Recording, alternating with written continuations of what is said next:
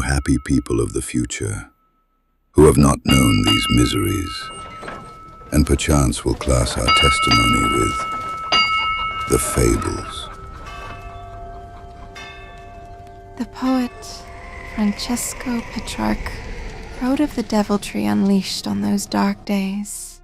In 1347, an army surrounded a city on the edge of the Black Sea. Within a year, nearly half of Europe would be dead. The Black Death did not begin in Europe. It arrived on ships, and those ships left a port under siege. In the mid-14th century, the Genoese trading colony of Kaffa stood on the Crimean coast, a fortified outpost linking Europe to the Silk Road. Silk, spices, grain, and slaves moved through its harbor. So did information. So did disease. The city was prosperous and vulnerable. In 1346, forces of the Golden Horde, led by Khanjani Beg, laid siege to Kaffa. The Mongols controlled vast stretches of Eurasia. Genoese merchants controlled maritime trade. The port was too valuable to abandon. The siege dragged on. Then something began killing the Mongol soldiers.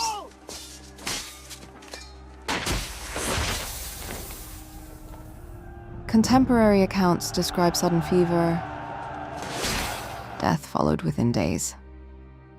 What the Mongols faced was plague, likely Yersinia pestis, already moving along Central Asian trade routes. A notary from Piacenza, Gabriele de Mussi, wrote shortly afterward in his 1348 chronicle, "The dying Tartars, stunned and stupefied by disease, ordered the bodies to be placed in catapults and thrown into the city." He described mountains of dead hurled over Kaffa's walls. Whether this occurred exactly as described remains debated. De Mussi was not an eyewitness. Plague may already have been inside Kaffa through trade and contact. But one fact is not debated. The disease reached the city, and the Genoese fled. Ships departed Kaffa in 1347 carrying merchants, sailors, families, and rats. They sailed west across the Black Sea, to Constantinople, to Messina in Sicily, to Genoa, to Venice, to Marseille.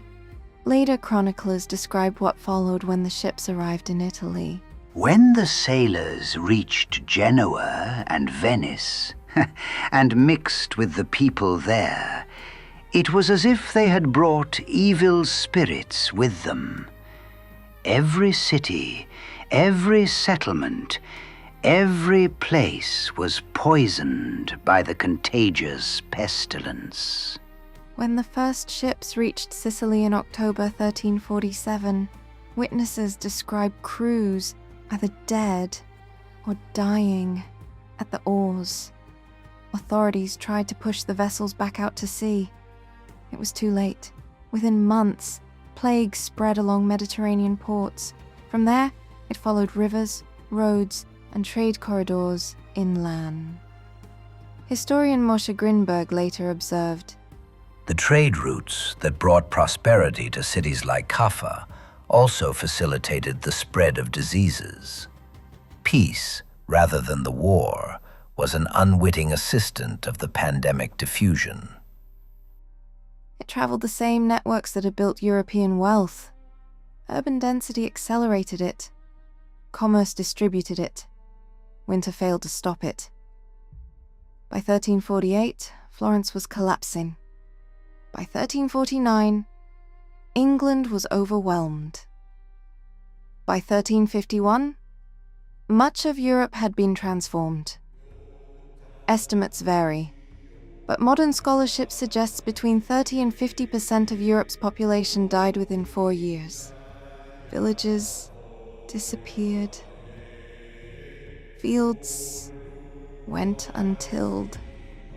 Clergy died in such numbers that replacements were ordained without training. Mass graves became routine. The Sienese chronicler Agnolo di Tura recorded the social unraveling. Father abandoned child, wife, husband, brother, sister. No one could be found to bury the dead. The social consequences were immense. Labor shortages altered feudal obligations. Wages rose in some regions. Persecution increased in others. Minority communities were scapegoated. Authority fractured under strain. The plague did not end at Europe's borders. It reshaped the Middle East. It struck North Africa.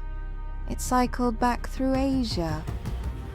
What began as a localized outbreak along Eurasian trade routes became a pandemic without precedent in medieval history. Was Kaffa the single point of transmission into Europe? Probably not.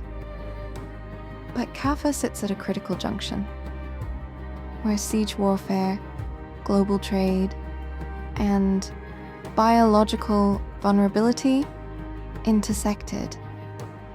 If the bodies were truly hurled over the walls, it represents one of the earliest recorded claims of biological warfare. If they were not, the outcome was no less catastrophic. The greater truth lies elsewhere.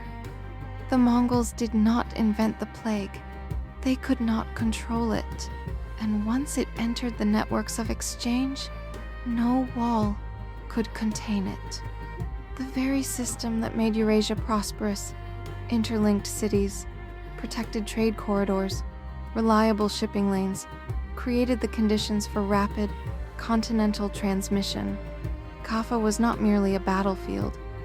It was a hinge between East and West, between commerce and contagion, between local war and global consequence. The Black Death did not spread because one army made a single decision. It spread because the world had already become connected. In 1347, a siege exposed that connection, and the cost was measured in millions. Not by sword, not by fire, but by the act of life itself. By breathing, by existing,